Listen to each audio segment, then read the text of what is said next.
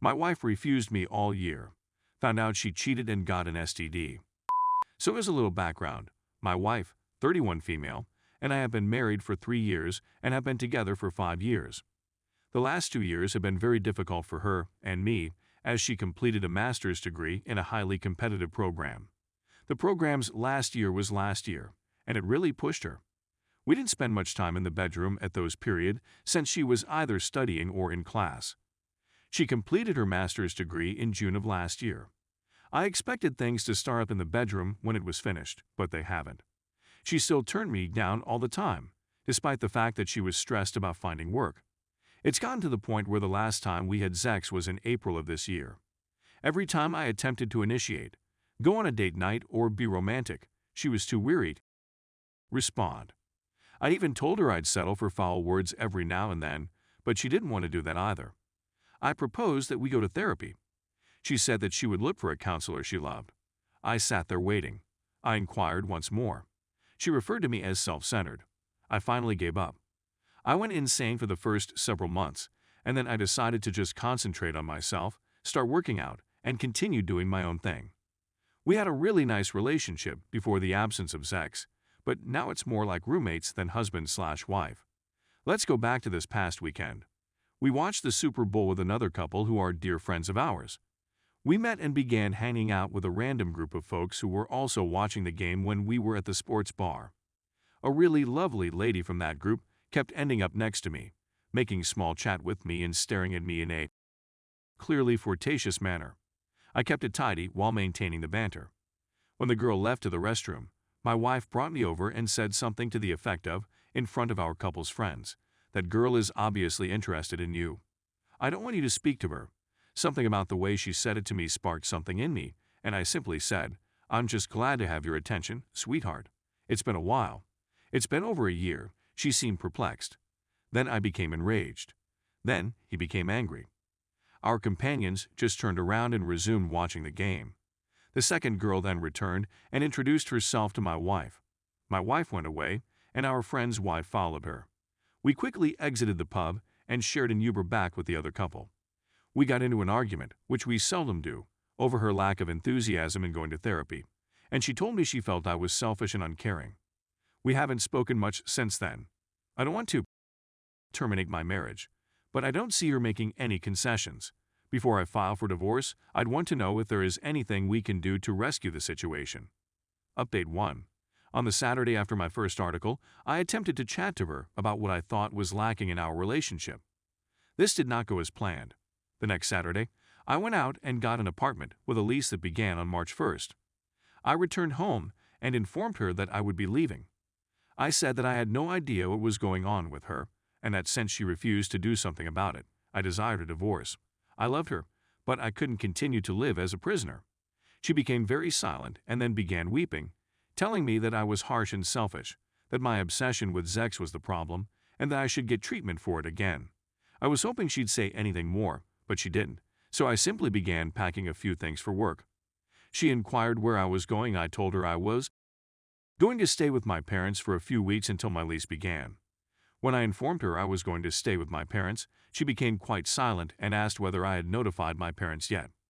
Sirens began to sound in my brain right away. I said that I had not done so. This was a lie. Then she became silent for about 5 minutes, and just as I was ready to go out the door, she implored me not to. She wanted to converse. Then she said something that I didn't want to hear. Last year, she cheated on me with a boy in her class. I'd also acquired an STD. Nothing deadly, but not the type that can be gotten rid of. She said that occurred just once, but I'm certain that is not the case. I felt completely numb. A female acquaintance informed me that wife infidelity was a possibility, but I didn't trust her. I remained silent as my wife spoke. Mostly because my thoughts was racing, but also because I didn't know what to say. I realized now that I had spoken all I had to say in the preceding year, and now I had nothing. After she finished speaking, I just said, "Okay." I felt completely numb, and I left the home with her in it to go to my parents' place, which was approximately 2 hours away. I assured her I'd return, but I haven't seen her or been to the home since. When I arrived to my parents' place, I told them everything. They apologized and said they could sense something was wrong for a few months. I had intended to return to the home, but my mother advised me not to do so if I was going through with the divorce. So my mom and father went to get me a few personal goods. I left everything else. I also phoned a lawyer and instructed him to contact the wife in order to begin the divorce proceedings. Wife has contacted me on my mobile phone and at work many times, and she has even emailed me, but I have not read anything. She also had one of her friends contact me and ask me to please speak to my wife and apologize, but as soon as I learned it was a friend of hers, I hung up. In April, I'll have 2 weeks off and intend to visit Vegas with a friend. My parents and friends have been really encouraging, and I truly feel better than I have in a long time. I never saw myself being divorced, and I felt like a failure that first week because I knew my marriage was gone. But my father said something to me that I have repeated to myself several times. Someone else's wrongdoing makes them the failure. Not you, sir. This weekend, I spent time with a coworker with whom I've always gotten along. She noticed I was missing my ring at work last week and inquired as to what had occurred. My wife and I were divorcing, so I informed her. She hugged me in the workplace, and it felt like the finest thing in the world. This weekend after work, we went out for a few beers, chilled out, and had a good time before returning to my apartment. Obviously, I'm not ready for or desire a relationship, but it felt so amazing to be in a bed with a lady who was so comfortable and welcoming. I was extremely relaxed. I know the divorce will be difficult, but even with all that has transpired this weekend, I believe it will be worthwhile. Update 2. This is the last update for those who messaged me and wanted to know how the divorce was progressing. I'll address all of your queries here. Have I spoken to or seen my wife since I left the house? I haven't spoken to or seen soon-to-be ex, STBX, since I moved out.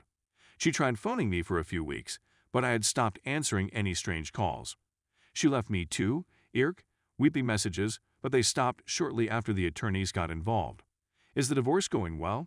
I provided the spousal support amount he recommended in a flat payment via my lawyer. She could have everything she wanted in the home.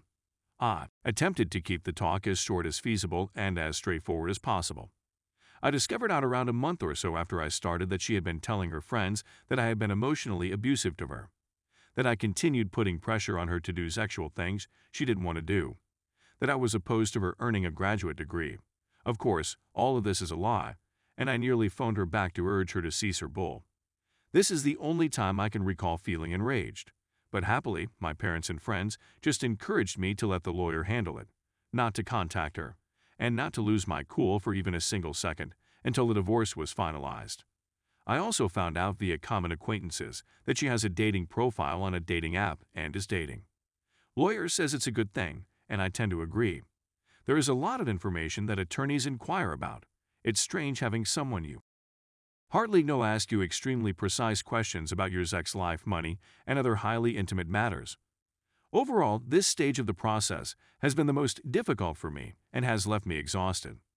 On the good side, the lawyer believes everything will be completed within a few weeks, allowing me to finally be free. Did I inform my pals that she had cheated? Yes, and she was diagnosed with a STI. And we hadn't tasted sex in over a year. I had to explain why I had simply gotten up and departed. I was completely honest. I'm not going to be ashamed of her. How much does divorce cost? I can't tell for sure. A one-time buyout should cost between $100,000 and $150,000. Did she give me STI? No. I got myself examined once shortly after she informed me and again after then, and I'm okay. Is it likely that I will remarry? A resounding no. For me, the previous 3 years have been emotionally taxing and suffocating. Every marital cliche I'd heard before getting married has come true. My wife deserved it. In addition, she did not hold herself responsible in the marriage. She continuously reminded me of my obligations and her rights. She blamed me for everything horrible that occurred to us, and she insisted on her emotions becoming my facts.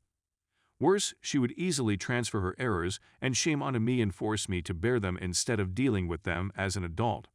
And I notice it wherever I look. I was taught to think that husband and wife were partners in everything, each other's responsibility, but when I look around, all I see is the message that women are overburdened and that males are the issue. That women do not need males. That if a woman is dissatisfied in her marriage, it is the responsibility of the guy. And maybe she can do better. I see it in the marriages of several of my friends. My friends' wives constantly showed disdain for their husbands, and I felt the same way about STBX. My mother once told me that women nowadays compete more than they collaborate, or it's something along those lines, and I can see it 100% of the time when I look at my friends and their marriages, as well as mine. Most of my friends have children and feel imprisoned. I understand now that I was already really happy before I met my wife. I didn't have a single desire. My company was doing well, and I was having a good time. I married because I felt it would improve my life and make me happy. That we would merge the greatest elements of our life for our mutual benefit, so that our future children would have the security of two committed and amazing parents. But now I see that after we married, I essentially started financing her life. She expected me to do what she wanted and to let her do what she wanted. She benefited from a better life, whereas all I received were responsibilities. That's the most truthful way I can describe it.